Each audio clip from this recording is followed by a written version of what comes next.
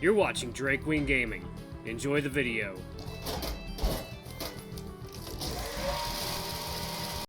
Hey guys and gals, Nary here from Drake Queen Gaming. Some of you know me on Twitter, the Gaming Drag. Today I'm coming back at you with another Let's Play episode of Temptation's Ballad. Now my partner is trying to sleep behind me, so I'll be a little bit quieter than usual. So anyway, y'all, let's go ahead and jump right back into it, shall we? Alarm Chan, you were up, and let's go. Okay. Oh, goodness. Wait! Nobody said anything about summoning your own steed in this competition. Surely the Chosen is disqualified on that alone. Oh, well... Maeve Osmia quietly cleared her throat. There are currently no rules pertaining to what type of horse participants may ride in the jousting tournament. Despite its celestial and summon nature, Lady Artemi's steed was still a horse and still falls within the tournament's parameters. This is an outrage! She tried to kill me! You should learn to take defeat with grace. This is a jousting tournament. Having lances pointed your way should be expected. Artemi turned towards Sid's viewing booth with a grin. Did you see that, Sir Sid? Your honor has been avenged. Sid scratched his head as he looked at Calder, prone and sobbing on the burnt grassy floor. I mean, the guy was an asshole, but I think you guys broke him. Artemi waved her lance in the air and laughed with glee. I never expected this tournament to be such fun. It feels nice to finally let loose for once. Dear announcer, who will I face off against next? The sound of furiously rustling parchment and nervous whispers filled the air. After a beat, the festival announcer faced the audience with a hint of despair. Oh, well, about that. Artemi blinked. Is something the matter? All the other jouster participants have just surrendered their spots in the tournament. That means our winner will automatically go to you, Artemi Johanna Gautier. No one clapped at the sea of confused looks. Artemi gaped up at the viewing tower with dismay. What? Just like that? What about the competition? We are here to joust, are we not? The festival announcer cleared his throat nervously. I don't know how else to break it to you, but nobody here wants to face off against the Creator's Chosen, her giant lightning horse. Disappointment and bewilderment spread across Artemi's face as she looked around the arena. Wait, did I ruin the tournament? Sorry if I got carried away. I didn't mean to... Yes, you did. Why can't you people ever stick to the schedule? First the king and queen had to fucking die, and then nobody wanted to take the damn organizer job. And then this uncultured druid just waltzes in to replace my boss. And then you folks just had to host a duel and then summon a giant glowing horse, didn't you? I don't get paid nearly enough for... There was a pause and a brief scuffle up to the viewing towers. After a beat, Lady Osmia poked her head out towards the crowd. This concludes the Firefly Festival Jousting Tournament. Thank you to all who participated. Please remain patient while we set up the Brawling Tournament. It should take but a moment. Oh, Lord. Artemi returned to their viewing booth to find it utterly empty. Her post-jousting excitement popped like a balloon, and she glanced around for her friends. Where did Sir Sid and Cole go? Hope they managed to watch my jousting match, despite how quick it was. Oh, there you are. Welcome back. What a thrill you were in the arena. That was worth the price of tickets alone. Artemi perked up to see Agatha beaming at her from the back of the booth. The old bat clapped her hands with a giddy laugh. So, that is the power of the Creator's Chosen. Truly impressive. Oh, thank you, ma'am. You flatter me. Have you seen my friends anywhere? Your friends? The Bonebreaker boy snuck off before your joust began, and the Buff Badger ran off towards the western wing to prepare for his brawling match. Artemi's shoulders sagged. They both left without a word? Of course Cole would leave before watching my joust. Well, I hope Sir Sid was feeling better at the very least. He can rest assured that the Calder fellow will bother him no longer. Agatha wiped her glasses with a sympathetic frown. Well, I can't fault the O'Shaughnessy boy too much. He's the perfect product of the nobility's obsession with status and power. House O'Shaughnessy built their entire relevance off of the strength of their family bloodline. There are rumors that they were willing to put their children through risky experiments to increase their magical potential. It's like now, it is water time.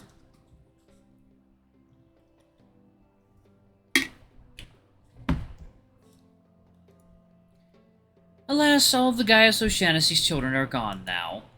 All that's left is Calder, his sole grandchild, and the boy's magical strength is mediocre at best. I can't imagine the pressure he's under. Agatha sighed and shook her head wearily. Children should not be made to be used for the selfish wants of their parents. Artemi bit her lip thoughtfully. I suppose I can sympathize with this situation. However, none of this excuses his cruel actions towards my friends. Our decisions are wholly our own, and we must take responsibility for them. Ha! Spoken like a true knight of the church. However, you must concede that the way a person is raised would undoubtedly affect their values and decisions. Agatha's eyes narrowed. You would know this personally, wouldn't you? Huh? Just an observation, dear. You would forgive my secular mindset. I've never put much stock into the whole chosen one hubbub. Artemi fidgeted uncomfortably under the bat's steely gaze. There is a large section of the scientific community who believe that the Creator's chosen is a naturally occurring phenomenon. I personally theorize that it is a property of how celestial energy reacts to living organisms. Of course, the Church is quick to brush off our research, but it is a sentiment shared by many. If we take this so-called creator of the equation, I can't help thinking as I look upon you, dear chosen one. Agatha's glasses twinkled with a fascinated grin. All that raw celestial energy, how might it be harnessed? And has it ever been wrongfully manipulated in the past? Artemi felt an uncomfortable lump grow in her throat. She frowned at the Arcanist as she struggled to swallow it back down. I respect her difference in viewpoint, ma'am. However, I have faith that the Creator has a plan for us yet. She would not bestow her blessing upon those who are not fit to wield it. I see. Then I hope for your sake that you are correct. The conversation was interrupted by a small knock on the side of their booth. A little servant popped her head in and saluted nervously at Artemi. Hello! Sorry to interrupt, Lady Gautier, but I bring a message for you. Lady Osmia would like to speak with you regarding your boon. The boon you won from the jousting tournament. Lady Osmia bids you meet her in the Eastern Meeting Tower at your earliest convenience. I see. I will go at once. She turned towards Agatha with a small bow.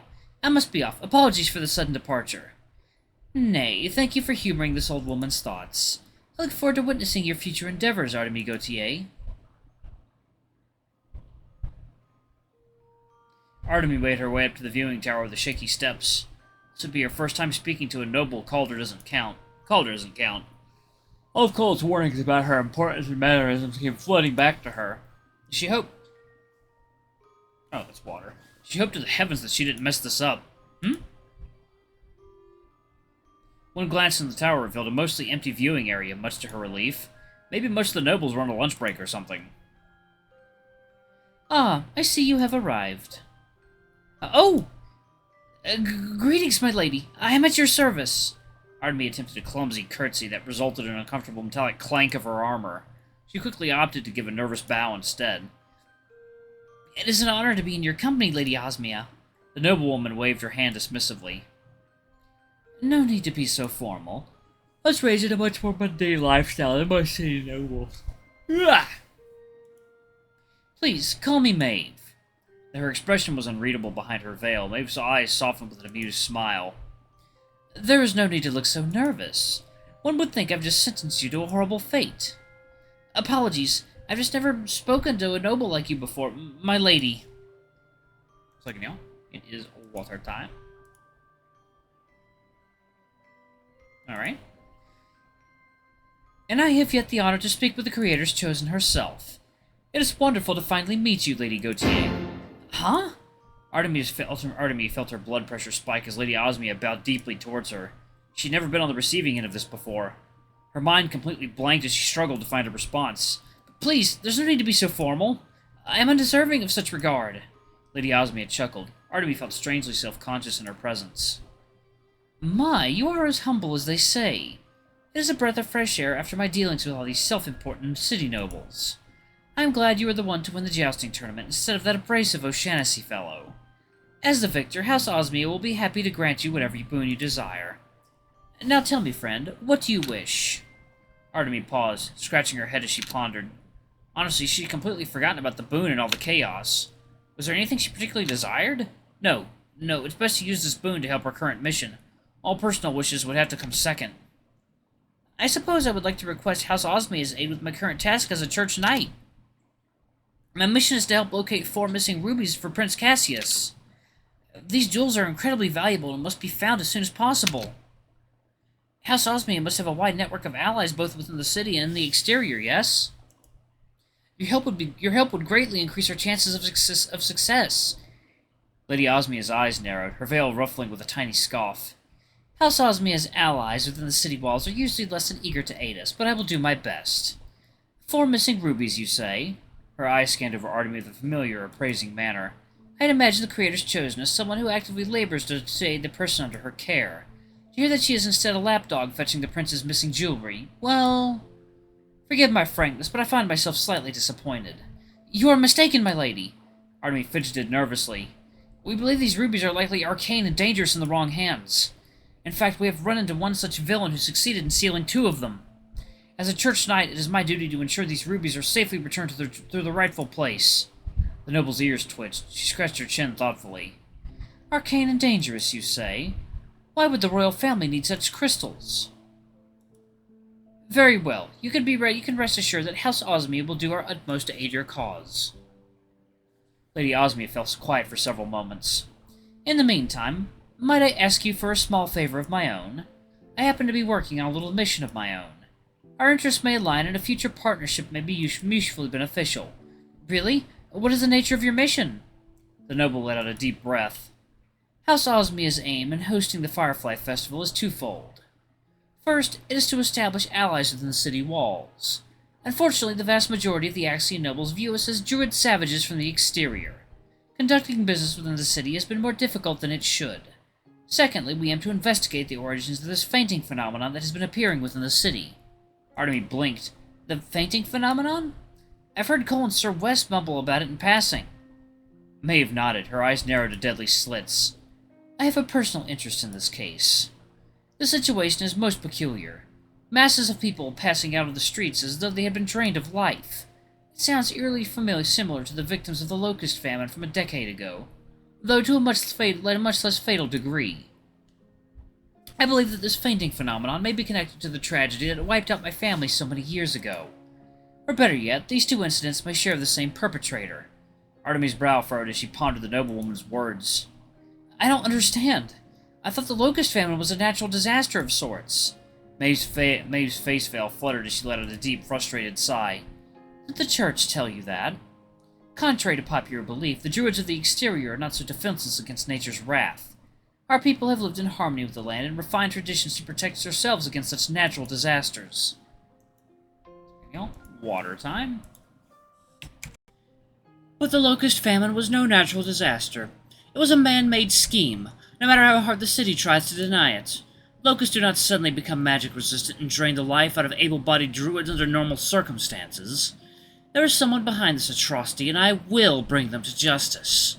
Maeve's voice shook with cold, unconcealed rage. It was a little intimidating, but Artemi could not help but feel moved by this young noble's passion. She gulped and looked up. Your dedication to justice is most admirable, Lady Osmia. I would be honored to aid you in your quest. Are there any suspects you have in mind that I should be wary of? Maeve's eyes narrowed. I'm glad you asked. Forgive my wild speculation, but the following are my honest thoughts on the matter. Did you know that Queen Tabitha has been ill for the majority of her reign? It was so severe that many believe she should have perished a decade ago. Strangely, immediately after the famine where scores of my countrymen fell to life-draining locusts, the royal family happily announced that the Queen's diseases had gone into remission. I was still a child at the time and thought little of it, but looking back, the timing was most curious. Artemi felt her stomach drop. You cannot mean to accuse the royal family of mass murder! This must be some sort of coincidence. I accuse nothing. My life's mission is to find the source of the locust famine and bring the perpetrators to justice. I owe my family that much. If it is revealed that my suspicions are incorrect, I will happily shift my focus elsewhere. But it would be irresponsible of me to brush aside promising leads simply because it may offend the monarchy. Maeve's gaze hardened. Artemi had to fight the urge to take a step back from the noble's intense glare. As a noble knight of justice, can I count on your support in this endeavor? Or is the Creator's chosen simply another meaningless title? The words hit Artemi harder than she was willing to admit. She froze for a moment before bowing deeply. Of course not! It is my duty to defend my people against all evils of the world.